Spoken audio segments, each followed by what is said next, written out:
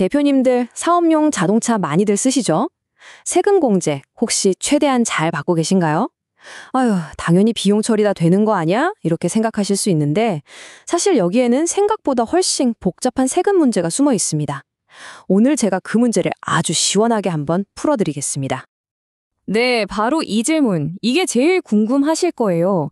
사업하시는 분들 세금 문제에서 정말 가장 흔하면서도 또 가장 헷갈리는 부분이 바로 이 자동차 비용 문제거든요.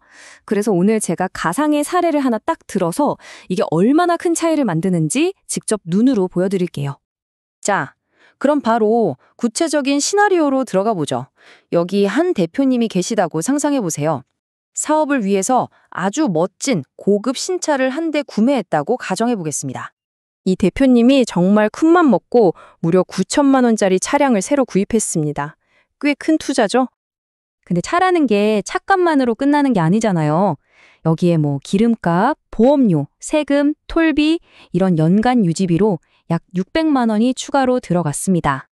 자, 그럼 1년 동안 이 차에 들어간 총 비용이 얼마일까요? 일단 아까 말한 유지비 600만 원이 있죠. 여기에 아주 중요한 감가상각비라는 게 추가됩니다. 이건 뭐냐면 차값 9천만 원을 5년 동안 나눠서 비용 처리하는 건데요. 그럼 1년에 1,800만 원이 되죠. 그럼 유지비 600만 원에 감가상각비 1,800만 원을 더하면 연간 총 2,400만 원이 나옵니다. 이 대표님은 당연히 이 2,400만 원 전체를 비용으로 인정받을 수 있을 거라고 기대했겠죠. 하지만 바로 여기서 결정적인 변수가 등장합니다. 정말 많은 분들이 귀찮아서 혹은 몰라서 그냥 넘어가시는 바로 이것. 만약에 이 대표님이 차량 운행일지를 쓰지 않았다면 과연 어떻게 될까요? 여기서부터 이야기가 완전히 달라집니다. 자, 결과 보고 놀라지 마세요. 실제로 공제받을 수 있는 금액은 2,400만 원, 어림도 없고요. 흔히들 1년에 1,500만 원까지는 되겠지 생각하시는데 그것보다도 훨씬 적은 고작 1,175만 원입니다. 아니, 거의 반토막이 났는데 도대체 왜 이렇게 되는 걸까요? 네, 지금부터 왜 공제액이 이렇게 황당하게 줄어들었는지 그 이유를 하나하나 파헤쳐 보겠습니다.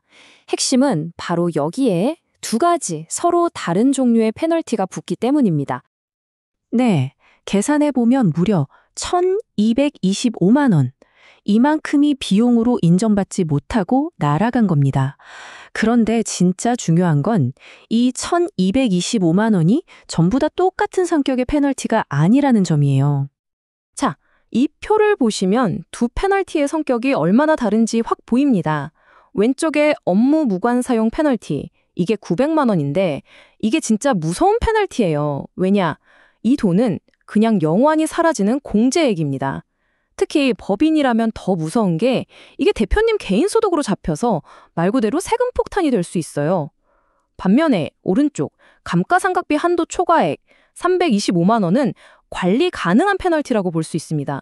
이건 지금 당장은 공제를 못 받지만 나중으로 미뤄지는 거거든요. 완전히 사라지는 게 아니라는 거죠. 네, 그래서 이 관리 가능한 페널티를 원본 자료에서는 조삼모사에 비유하더라고요. 아침에 3개, 저녁에 4개 주나, 아침에 4개, 저녁에 3개 주나, 결국 총량은 같다는 거잖아요. 이것도 마찬가지입니다. 지금 못 받는다고 해서 영원히 사라지는 게 아니라 그냥 나중에 받을 수 있는 돈이에요. 즉, 시점의 차일번이라는 거죠. 이게 아까 그 무서운 페널티와의 결정적인 차이점입니다. 자, 그럼 이 아무렇기 짝이 없는 상황을 어떻게 바꿀 수 있을까요? 정답은 의외로 간단합니다. 아주 사소해 보이는 행동 하나가 이 모든 재무적인 결과를 완전히 뒤바꿔 놓을 수 있습니다. 자, 그럼 똑같은 시나리오를 다시 한번 돌려보죠. 이번에는 이 대표님이 정말 꼼꼼하게 모든 출장과 업무 이동을 기록해서 이 차는 100% 업무용으로만 썼습니다. 라는 운행일지를 완벽하게 작성했다고 가정해 보는 겁니다. 그럼 결과가 어떻게 될까요? 놀랍게도 아까 우리를 벌벌 떨게 했던 그 무서운 페널티, 900만 원의 업무 무관 사용 페널티가 그냥 통째로 흔적도 없이 사라집니다. 이것만으로도 상황이 얼마나 좋아지는지 감이 오시죠? 자, 이 그래프를 보시면 그 차이가 한눈에 딱 들어옵니다. 운행일지가 없을 땐 공제액이 고작 1,175만 원이었죠? 그런데 일치를 썼더니 1,400만 원으로 껑충기어 오릅니다. 여기서 진짜 중요한 포인트는 뭐냐면 늘어난 금액이 아까 사라졌던 그 무서운 페널티 금액이랑 거의 똑같다는 거예요. 자, 여기까지 설명을 들으시면 아마 이런 질문이 머릿속에 떠오르실 겁니다. 그러면 차를 사는 거랑 리스하는 거, 렌트하는 건 아무 상관이 없는 건가요? 뭐가 더 유리한 거 아니에요? 네, 바로 그 질문이요. 정말 좋은 질문이고 많은 분들이 궁금해하시는 부분이죠. 이 질문에 대한 답이 오늘 내용의 마지막 핵심이라고 할 수 있습니다. 핵심은 바로 이겁니다. 차를 사든 리스하든 렌트하든 아까 말했던 그 나중으로 미뤄지는 관리 가능한 페널티 금액에는 조금씩 차이가 있을 수 있어요. 표를 보시면 구매가 제일 높고 렌트가 제일 낮죠.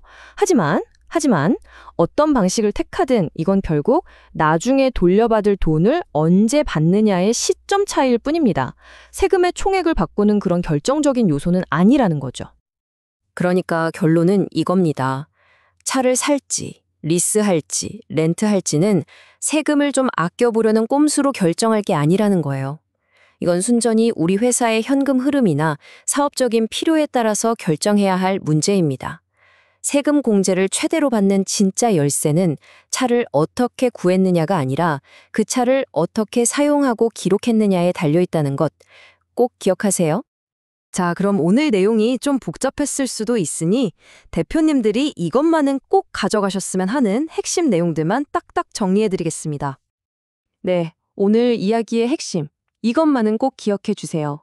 첫째, 특히 비싼 사업용 차를 쓰면서 운행일지를 안 쓰면 그냥 영원히 동이 날아가는 무서운 페널티를 맞을 수 있다는 거. 법인 대표님들은 이게 개인 세금 폭탄이 될 수도 있으니 정말 조심하셔야 합니다. 둘째, 감가상각비 한도 초과액 같은 페널티는 그냥 나중에 받을 돈이니까 이건 너무 걱정 안 하셔도 괜찮습니다. 시점의 문제일 뿐이에요. 그래서 최종 결론은 뭐다?